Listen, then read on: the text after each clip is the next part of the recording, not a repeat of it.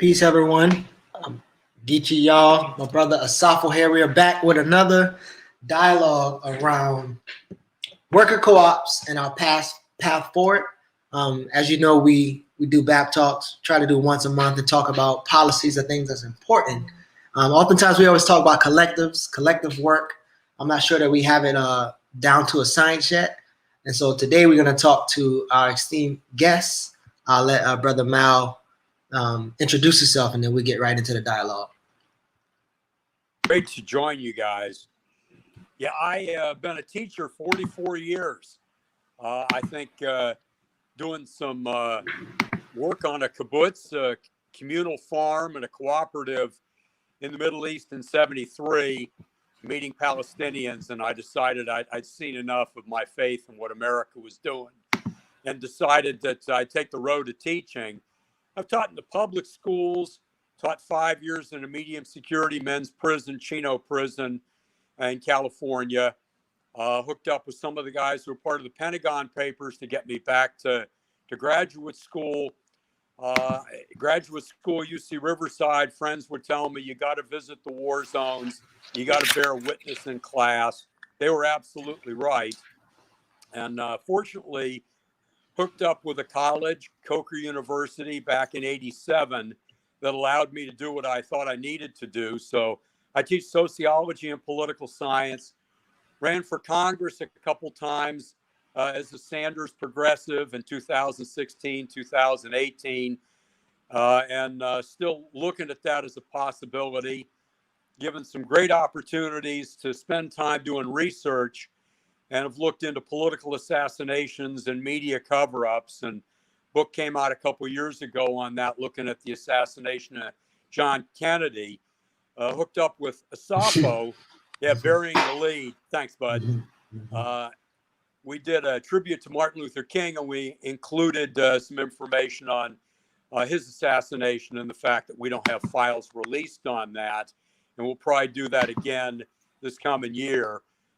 Work with a number of community boards, community action agency, and doing research on cooperatives. Have taught some classes on it, and just happy to join you guys. Thank you. So if you're watching on YouTube, make sure you share, bring your people in. Also on Facebook, you can share this dialogue and get in the conversation with us. But before we get started, I want Asafo to read a couple facts about cooperatives that we might not know about or might be missing. Go ahead, Asafo. Well, you on mute. Oh, now you're off. Okay, mute got me again. Okay, so in preparation for this discussion, we there was a great episode on RT America's show On Contact, and they just happened to be doing a show on worker cooperatives as we were preparing for this show, and they did some shared some extremely important points, and I'll just read them. I have them on my sheet here, and they're going to be going across the screen throughout the episode. So the first thing is that there are currently 465 known worker co-ops operating in the U.S., employing some 6,500 workers. The majority of these co-ops are organized by women and people of color. The average worker owner makes $19.67 an hour, almost 3 times the minimum wage of $7.25. Worker owners receive an average of $8,241 at the end of each year as their cut of profit surplus, and worker cooperatives are often more in tune with the needs of the communities that they serve. So just some information there, and we'll have that scrolling across throughout the interview as well, in case you any of our viewers missed any of that. So we're going to get started. So Mal, speak with us about overall the importance of the solidarity economy and the role it should play in the broader movement for liberation and justice. It's really been woven into American history from those who have been marginalized or oppressed, pooling resources and solidarity We see it during the days of slavery, where people chip in money so they could buy their freedom, or they could bury family members with dignity, or they could get health care. If we fast forward from those times, we can see nationally efforts for people to pool resources for similar reasons and to set up worker co-ops. The Knights of Labor had this early on. It was a very different philosophy than the AFL-CIO. These efforts were to not just have unions, but to have integrated unions and integrated cooperatives. So we're moving back into the 1860s, 1870s, where that was one of the responses and was popular and effective. And we're going to come back to that, because this is a really a lost portion of our history.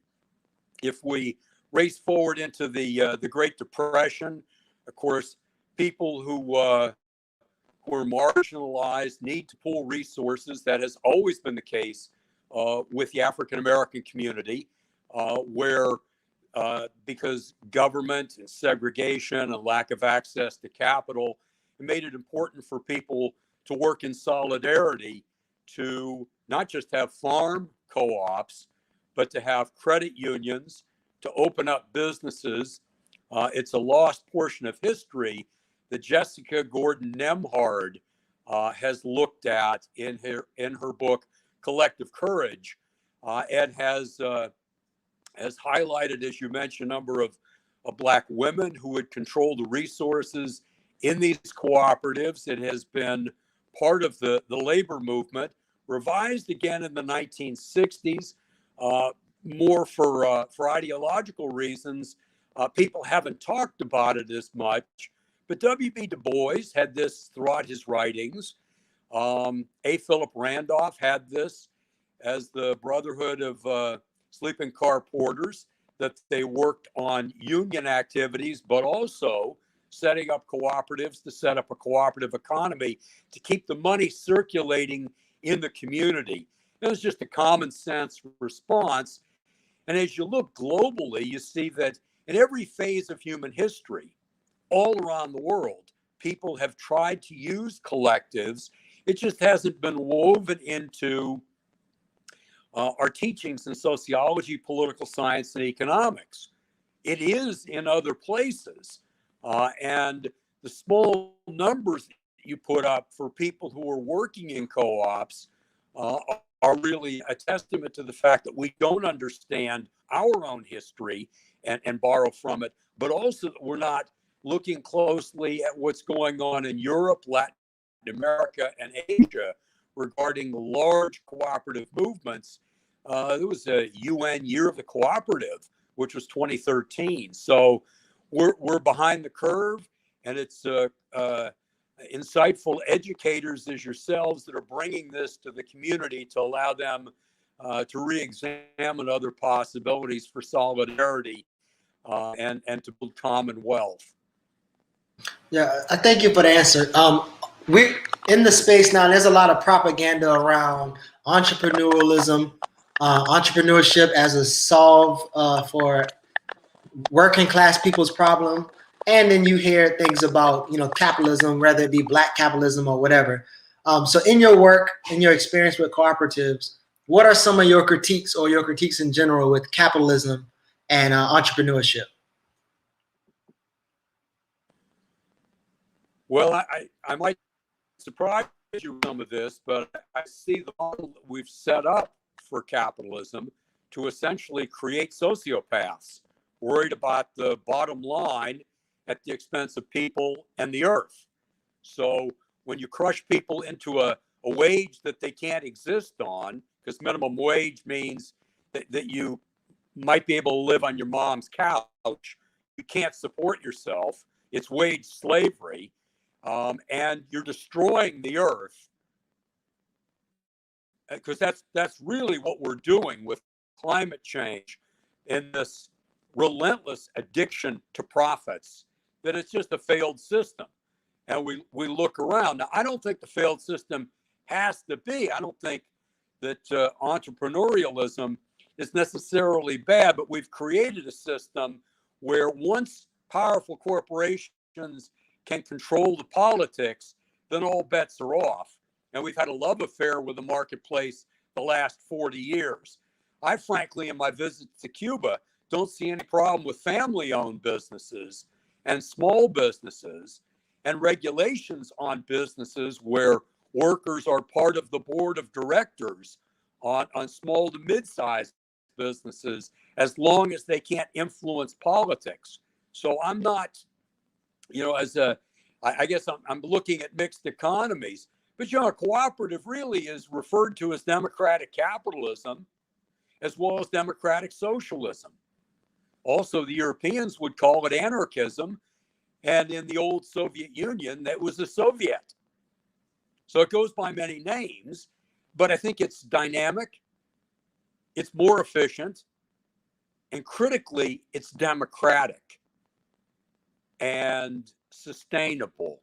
So I think it's a model that needs to be looked at as being different than state socialism or free enterprise, but can coexist within socialist systems, and if it was possible, free enterprise, but within sustainable parameters. And it's growing globally, I think, because it is democratic and sustainable and creates better citizens. So I think on grounds of efficiency, it's actually more efficient than what is typically taught in the business schools. If I might digress for a minute on this, small businesses have a tough time making it. You got 3 to 5% of them make it for a 5-year period. That's a lot of them that can't. Whereas with cooperatives, 90% are sustainable, and they tend to anchor communities. And to come back to this notion, build communities because they are secure, the workers are secure in their jobs. It's counter-cyclical. You go through a great recession, people in cooperatives they're in it together. They're not laying anybody off. They're taking a cut in pay, a cut in benefits, and they're in it for the long haul. And people don't say, hey, let's pollute the air and water that we live with so that we can have more profits. They tend, on average, to be very sustainable and sensitive to the environment. So in that sense, I think they are more efficient.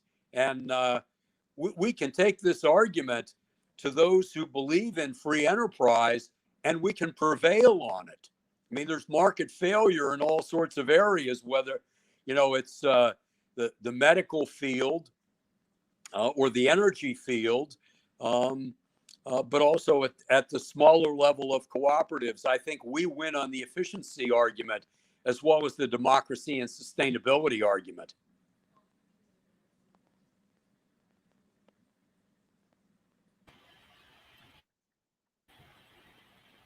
Okay. So give us can you give us specifics about the worker role in the day-to-day operations of a cooperative? What role does the worker have? What decisions do they make? How are decisions made? Or things like that? Cooperatives can be set up in a number of different ways. You can rotate leadership. When I was on a kibbutz in Israel where they used that, it worked really well. But also you could have a board of directors. You could decide to make in a small co-op all the decisions together as a group. Let's say you have 20 people setting up some business in solar arrays, and you decide to put in a similar amount of money. Everyone has a vote, and that format can be small d democratic. As a co-op could grow, you may decide you want to have a few managers, and some of them are careful in training their managers, sending them off to school or places where they can train and learn to be a more efficient manager. And the manager gets voted in, and people might make a bit more pay as a manager. So you can have managers with larger enterprises, and the smaller ones tend to be small d democratic. So it could take a number of different forms. The larger ones in Europe do have a management structure, but the managers are transparent with workers on all major decisions, on budgeting and finance, and can be voted out of their position as a manager. On the kibbutz that I was on, what they have is rotating managers. Each year, someone different takes the position. They're voted in. And of course, they would not abuse their power because you could be their boss the next year. But they found that having rotating leadership, just as one of the many models, tends to allow people to see the big picture better, empathize more with people, and make better decisions for the good of the group. So it's a great question, but I think at its heart, it tends to be democracy building. And that's very powerful. I'm losing power, guys. I don't know why. I guess it's an old cell phone. I'm sorry. Uh-oh. I still got about 20%, but I'm not able to recharge here. I'm going to try another outlet and see if I can do it. All right. Can you walk and talk for this question? Yeah. All right. Sure. So do you, when you look at the political and economic climate of America, specifically Black America, do you see any barriers for the Black community to engage in these worker-owned projects? Are there any barriers that you see or have seen? Well, there's always problems to access to capital. And even in the 1960s, there was so much red baiting that while you had all sorts of leaders, it would have been Ella Baker or Martin Luther King, they'd all be talking about it, but they didn't do it as much publicly. They knew they had to build a cooperative economy and try to make it within the established structure, but also create opportunities through cooperatives. And they understood that it creates democracy. Now, a number of the cooperatives to get started need to have study groups in order to figure out, which businesses are going to work best and make sure that you get off the ground properly. But I think at some point we'll need to set up institutes to train people with cooperatives. They're doing that in Jackson, Mississippi. They've had large gatherings there. Chokwe Lumumba was ahead of the curve 2014 when he got in. And, they're finding that it's doable, complicated, but as people talk through it, they're able to set up these enterprises. And once you're able to set up, let's say, a food co-op or a business co-op or a service co-op with healthcare, you then might be able to move to setting up your own bank. In North Carolina, when I was reading through a couple of years ago, preparing for a class, I had no idea there were 98 different worker-owned credit unions. And many of these were African-American credit unions.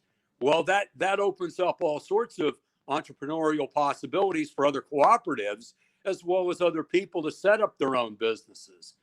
So I do think part of the barrier is we don't talk about it much. I mean, we're within a political culture where we rarely talk about the plight of people on minimum wage or what it's like to go without health care.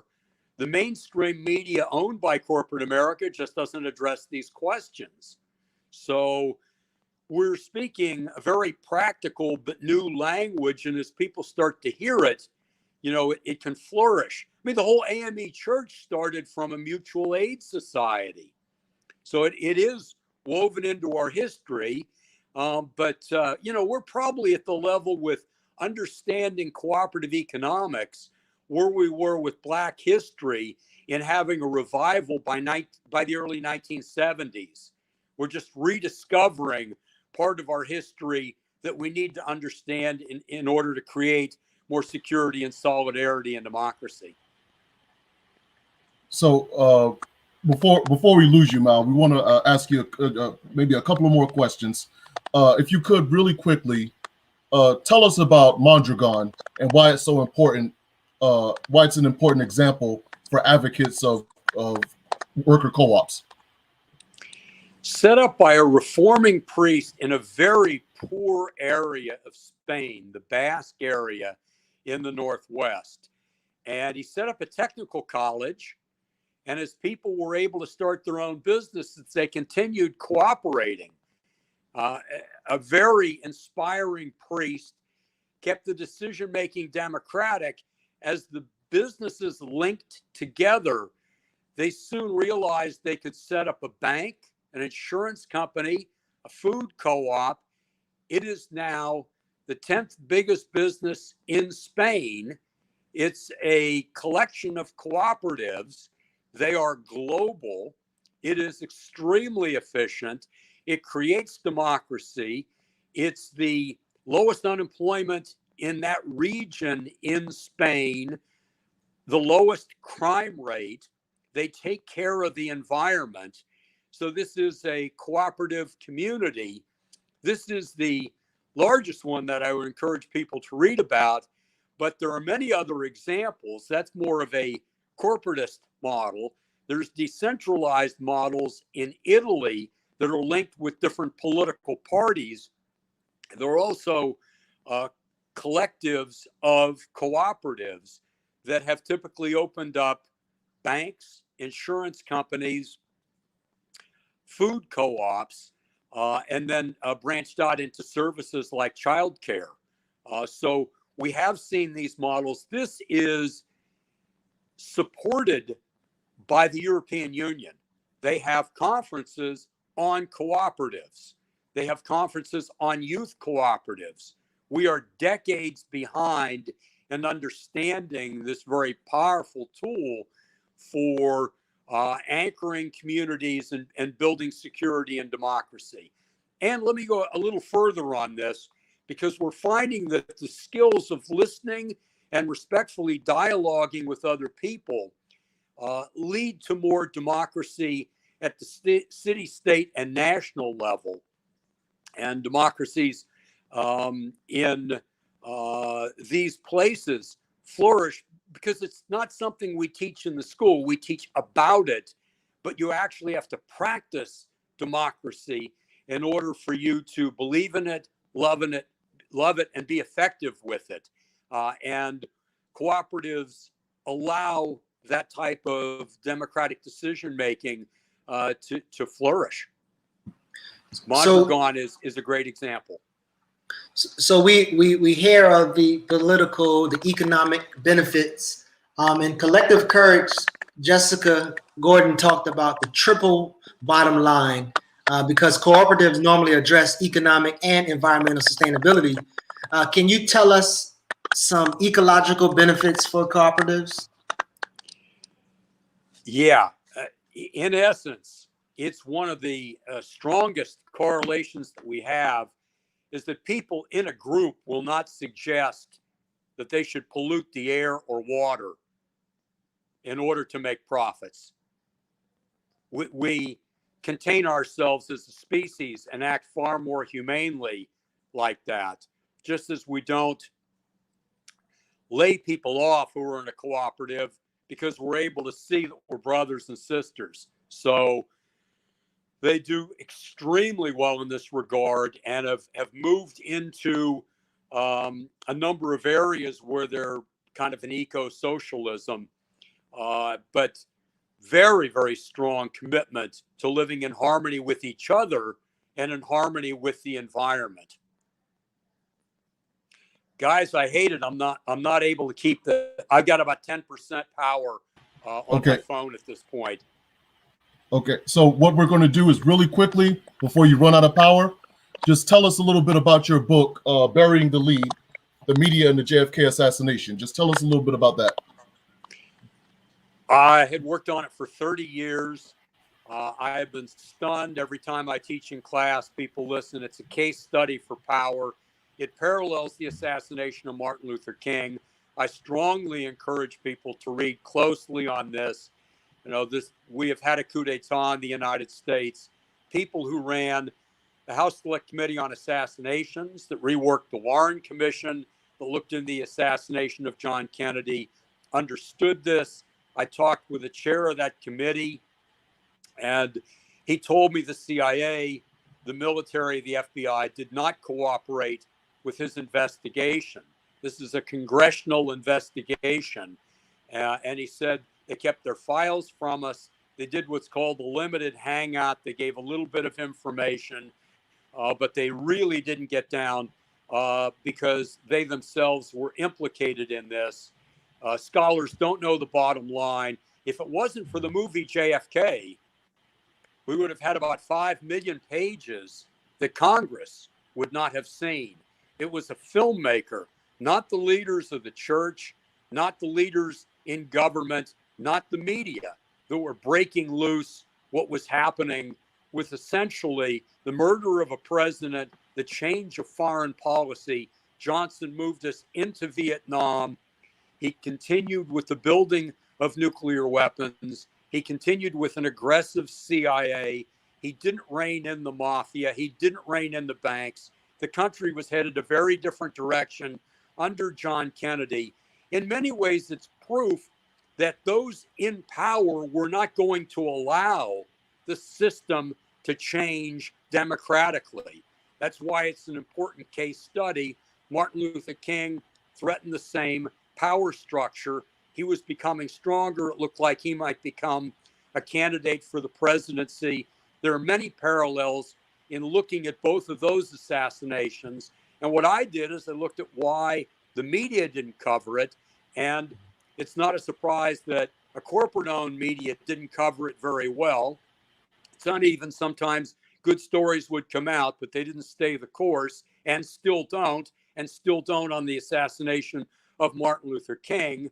And at some point, look forward to talking with you guys more about both of those assassinations. So real quick, Mal, we got to let you know that you were riding in the car with two brothers from South Carolina, and when we look at our gas tank, it says E. We be like, we know our car. We're gonna keep going until it pull over. One more question from the audience. Does the establishment of cooperatives might possibly require alternative education models that serve expansions of cooperatives? Do we see the adjustment in that? We'll need to run workshops on it. That's what they did in Jackson, Mississippi. Since we talk about democracy in the schools but don't practice it, that really is the next step. Educators like John Dewey have talked about this for a long time, and there aren't many models of it, but essentially you can teach kindergarten kids to do problem solving. We can set up youth cooperatives. If people see a cooperative model of decision making, it makes it much easier for them to think in terms of setting up cooperatives for businesses. There is an entrepreneurial spirit that can be tapped into, but in a cooperative way. And we don't really have that institute set up. Other places do. You see it out of Boston. You see it out of San Francisco. Again, we're way behind. We have a lot to learn from the Europeans.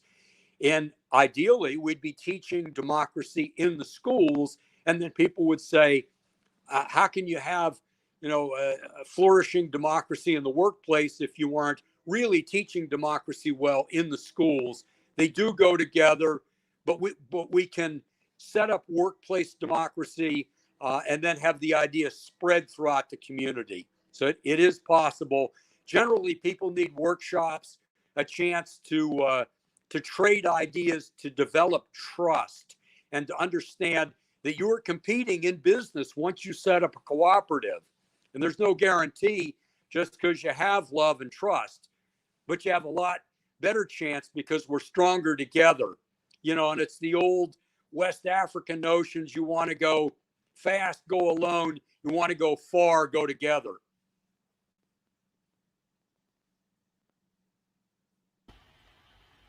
All right, Mal. So we really appreciate you spending the time with us. We are about 30 minutes in.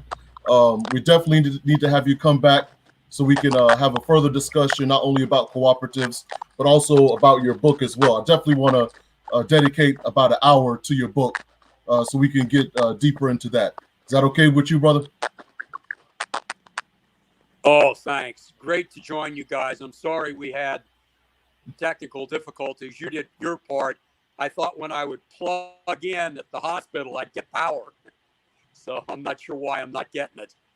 No, But it's been great to join you. Covered a lot of the ground. Look forward to joining you again. All the best. Absolutely, Mal. Take care. You too.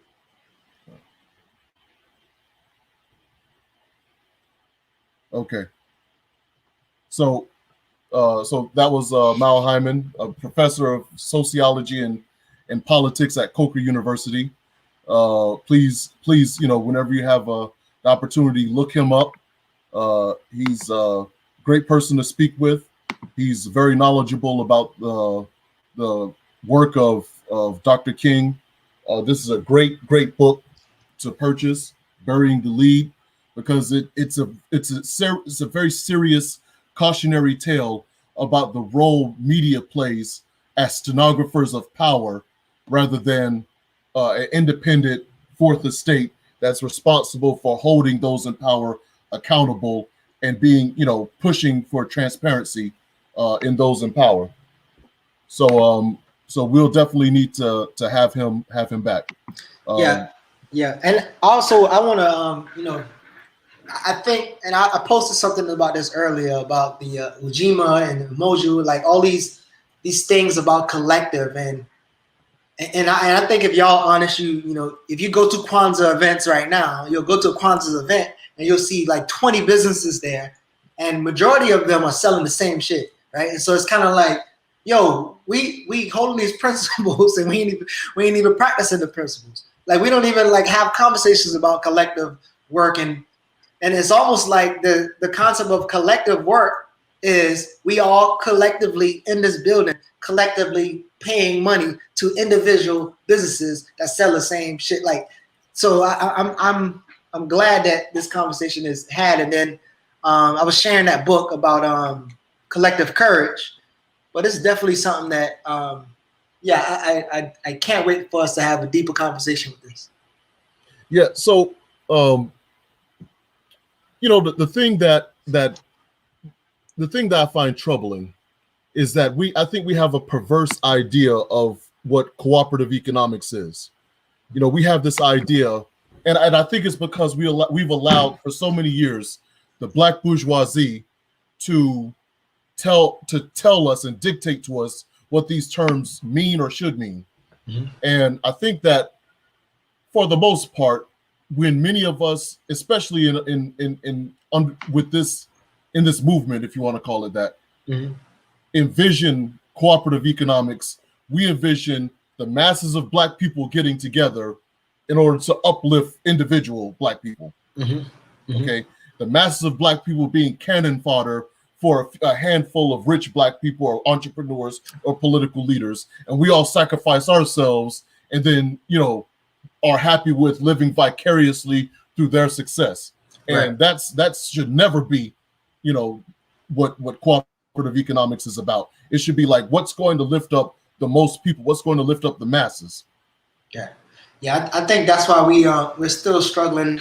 I know we talked about the myths of Black Wall Street, and I think we're still struggling with this concept. And I was rewatching the other day, and the young brother who I don't want to say started it, but the young brother who was accused of harming this white woman was at work for a white person. Like, mm-hmm. It's almost like the snowball effect happened because he wasn't working for a black business. I won't say because but that was a part of the thing. And so, like you said, this concept of cooperative economic or buying black or whatever, it's just like, that's only going to be to the people who got the business, and then the people who are pretty much dominating that business. And like I say all the time, if we got 7 barbershops, It's just gonna be weird to get your line up from one and then your mustache from the other one, the beard. Like that's just not gonna make a lot of sense. It's not gonna push the group forward. So I hope we do begin to get serious with creating collectives in a way that's productive for everybody. And there are examples in our communities. Like I know a collective in DC and Baltimore. I thought I knew one in South Carolina, but I'm not sure if they're really doing collective work. But it's there. And like I said, the Collective Courage book kind of shows a history of them. So it's not something foreign, but it's also something that I feel like, I think we need to stop celebrating Kwanzaa if we're not really serious about doing the collective joint. We might as well throw that in the Black History can. The ash can of history. Yeah. I mean, well, the data that we read earlier, the $19.67 an hour for the average cooperative worker, that's amazing compared to fight for 15. Yeah, exactly. So we see so often these antagonisms from an entrepreneurial class to where Black workers, okay, you want to come and work for me? Yeah, you want to work for me? Here's this $7.25 or $7.50 or $8 an hour, and be happy with that because the person who's paying you that is a Black person, and you're willing. We hear from our entrepreneurs, hey, you're willing to work for the white man for $7.25. Why don't you do that to build up your own Black brother? Right. So the antagonism and the exploitation comes shrouded in the RBG, shrouded in Afrocentricity, or shrouded in Black power, when it's really not Black power, it's Black exploitation, the bourgeoisie exploiting the working class and the poor. Yeah. One of the things Kwesi just brought up, how important. So we have Barter and Bill think tank, and obviously the BABTalk is an extension of that. But when you could say your other things about studying, but it's so many things that come from studying. One, you get a concrete ideology as a group, and you're able to deal with things on a deep level. Two, you can't just YouTube video or collect book your way to any kind of political consciousness. That's not gonna happen. And three, all the shit you thought you knew, you're gonna find out you ain't know what the fuck you was talking about, or it was made up. And so I feel like, and I know how Mal talked about earlier about like those things normally birth out of a study group, but you gotta think like people that you're growing with and building a relationship, building trust with, you're seeing clearly the same issue. All the solutions that y'all create as a collective will be more, effective, more research, and but there's really no way to get started without studying. Like that's like, it's like impossible to get, because if you think about all the stuff now, like we're still dealing with on a large scale of people believing that Black folks just be blowing money and wasting money, and we need to do this and that's rooted in almost all the solutions that's out there right now. Mm-hmm. And so if you're not starting with a group, 2 people, 5 people, 10 people, join our group or whatever, and really understanding the conditions that we're in and what won't get us out, I feel like we'll be spinning our wheels. So one, if it's unique. Now we come together for Kwanzaa, we have our different businesses, and we're not really studying together. So it's like all the collective shit that we be talking about, none of this shit is getting done on a large scale. So I don't know what other benefits you see for study groups, but I'm glad that Mal brought that up. Well, we talk about the importance of dialogue and debate, being able to test ideas against other ideas, being questioned on what we believe, which I think is at a premium now because it happens so rarely. One good thing is that, about the internet and about social media is that it has democratized people coming on and being able to express their views. But a bad part about it is it's shown people as wholly unsuited and unfit to be able to defend those ideas against scrutiny. Mm-hmm. you know, Right. and we allow too often to people to come out here and express ideas and express ideologies and express solutions. And when we question them, oh no, it's not up for a debate. This is what I believe. If you go, if you believe it, then fine. If not, don't be a hater. You know, Right. some foolishness like that. And we allow people to get away with that. Mhm. You know, we allow people because it sounds good. We don't ask them for any proof. We don't ask them for any, evidence to defend what they're saying. We don't ask them where it has ever worked. We can't even nowadays. It used to be that we could get at least anecdotal evidence out of these people, but we can't even get that out of people anymore. Nah. So it's much less the empirical evidence. We can't even get anecdotes anymore. This is just what I believe. If you like it, fine. If not, then don't be a hater. That's it. Yeah. I don't know how many conversations. I'm limiting it now. I'm not having them as much as normal. I don't know how many conversations, one-on-one conversations, that people be like, well, I know the data and the stuff says that, but personally, I was okay. So you're gonna take your personal experience and put that against 50 million African people? Like, that shit ain't gonna work out. Don't take that to no university, or don't write no papers with that shit. That's not gonna fly over well. My cousins, sisters, friends, boyfriends, baby mama did this. Therefore, it should be a solution for 50 million black people. Right. Yeah, but man, this was a good, short and sweet. So what we got coming up is the lecture. Do we have another interview coming up? I feel like we had another interview coming up. Not for this month. All right. So our lecture is on the 23rd at 6 p.m. Eastern. We're going to be talking about not-for-profit but still exploited.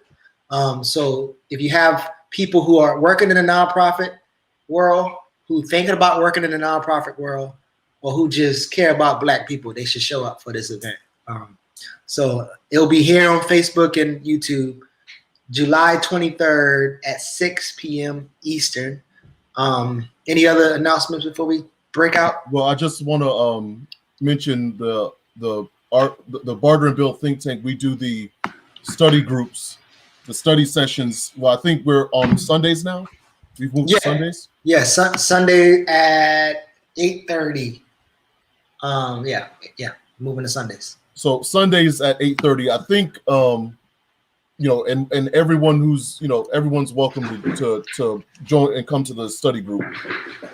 Just let us know, and when we'll add you in.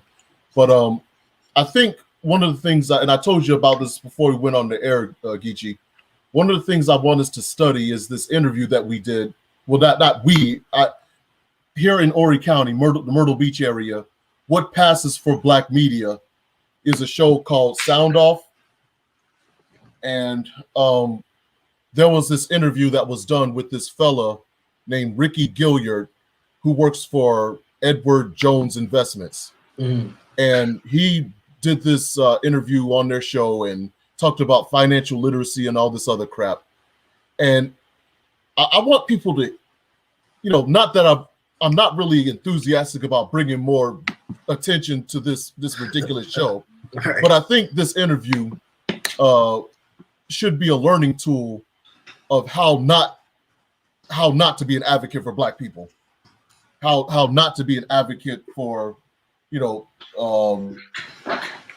black workers and black working class people, and how this guy came on this show and just spread some of the most absurd, ridiculous misinformation that you could even think of, and the hosts were either too unintelligent to do anything outside of trying to be in this kind of amen corner. Amen, you sure is right, brother.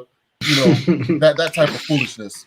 So I think for our next study group, I'm not sure, we'll post the announcement as far as when we'll be doing this, but I think for the next study group, that should be the assignment. We listen to this show and then have a conversation about how ridiculous myths about financial literacy, about Black buying power, about how Black people, he said at one point that Black people are childish with money. We act like children when it comes to money.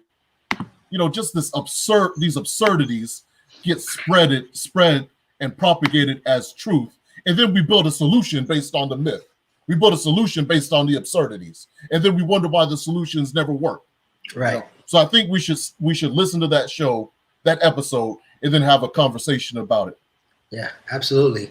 In fact, it will be, if we don't do that. So we normally have like a democratic process of voting for the next. We'll have a selection of things. So even if we don't do that, I think it will be dope to have some financial people and do a larger discussion like we normally do with the dialogues, the barter and build discussions, and bring them on. We all listen to it. A couple people from the think tank listen, a couple people from that world, and then we have a dialogue about it. I think that'll be a great thing that we probably could set up and make it public for the people to see it. Yeah. But that's cool, man. I appreciate y'all tuning in. Thank you for coming through and sharing. For the people that are watching on YouTube or Facebook rewatching, you can still hit share and dialogue. Like Asafo said, you're definitely welcome to come join our Barter and Build think tank and study with us. We study documents, research, movies, docuseries, books, lectures, whatever. Like we bunch of African men and women get together and build. And so you're definitely welcome to come. And then on the 23rd at 6 p.m., we're talking about the nonprofit industrial complex, not for profit, but still exploitive. That started at 6 o'clock p.m. You could definitely come through for that as well. All right, man. We'll see y'all next time. right. Peace.